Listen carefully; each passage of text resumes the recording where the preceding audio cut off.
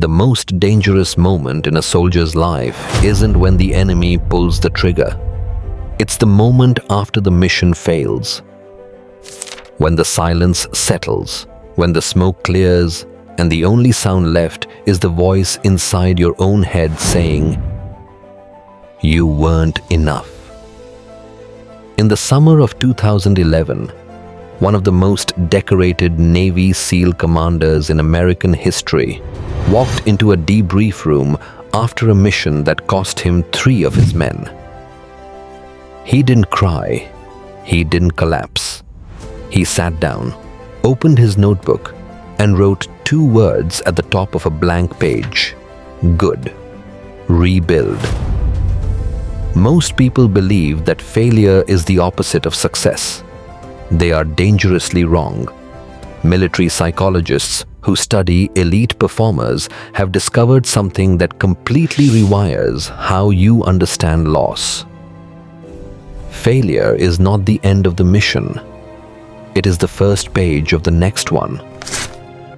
The human brain, when it experiences failure, releases a cocktail of cortisol and dopamine simultaneously. A biological contradiction that the untrained mind experiences as shame and paralysis. But the trained operator experiences it differently. That same chemical cocktail becomes the fuel for what psychologists call post-traumatic growth. A documented neurological phenomenon where the brain, forced to rebuild its internal map after catastrophic failure, actually rewires itself to become stronger, faster, and more precise than before. This is not motivation. This is neuroscience. Elite military units don't just train their soldiers to succeed. They train them to fail, deliberately, repeatedly, and under maximum pressure. Because they understand a truth that civilian culture has hidden from you. The identity of a warrior is not built in victory.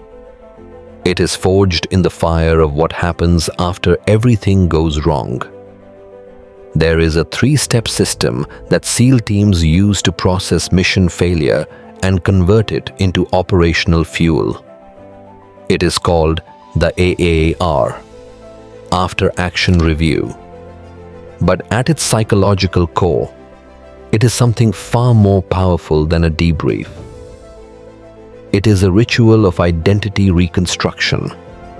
First, brutal honesty without self-destruction. The operator examines exactly what went wrong, not to punish himself, but to extract data. Failure is information. Shame is noise. Elite performers separate the two with surgical precision.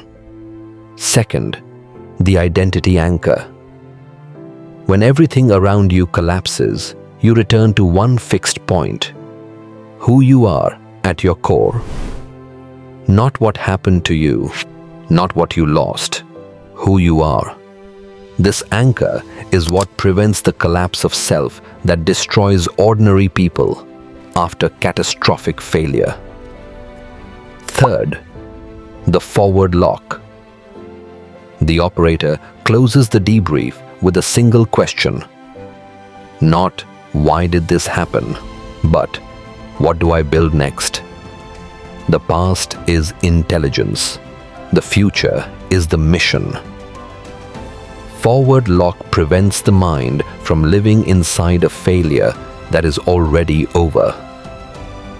That SEAL commander, after losing 3 of his men, went on to lead one of the most successful special operations campaigns in modern military history.